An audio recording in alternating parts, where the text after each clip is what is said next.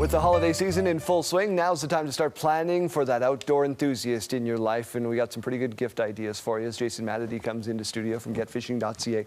Jason, where do we even begin? Well, I was just remarking that I'm always debating how much to bring and show off to people because we only have so much time for setup and teardown. Well, let's start big and go small. Yeah, sure. Well, if you got a good budget, it's time you bought the angler in your life an electric auger. And I've got two of the best right here. I've got closest to you, the nice green one. The Ion model, that one is tested and true, cuts through holes like butter.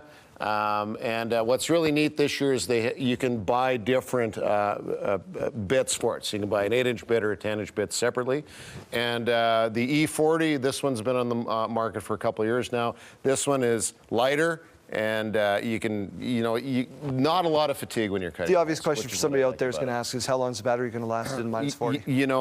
What we recommend is if it's minus 40, you just take that battery, put it in the truck, and just keep it warm. But if you do that and you pull it out, you cut your holes, it's really, really going to last. Maybe that's not in the budget. Maybe we're talking underwater cameras. Yeah, well, the underwater camera, that's one of the more premier models, if you will, the AquaView in the front. This one I'm talking about right here, that one's got the PVR in it, so you can record your stuff and check it out later, which is neat.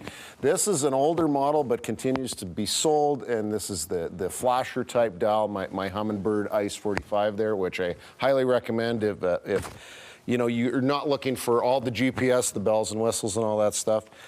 So those are kind of the bigger, if you will, budget items, if you're looking for that, for the angler. Maybe you want to get somebody started in the sport. Absolutely. This is about your entry level, what I call rod and reel combo. That one's a little bit heavier that you got here. This is about a $25-ish budget. That one's closer to 40, 45. Beautiful colors. Yeah, exactly. And it's all about the colors. And of course, lures, adding lures. And these are two of my favorite. I know we're quite a ways away.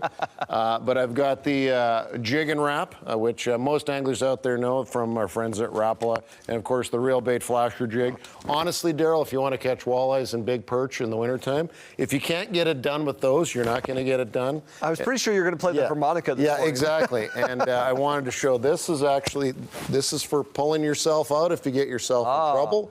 So I recommend those. And this guy, which the camera person's going to get really annoyed with, this is the LED headlamp, super light and super bright, because when you're getting set up in the morning, it's dark, and you're looking for your stuff, this is gonna light up your life in a great way. And as I say, it's so light. It's not the big, heavy one that people are used to. You're very lucky. Bailey doesn't get annoyed by very much.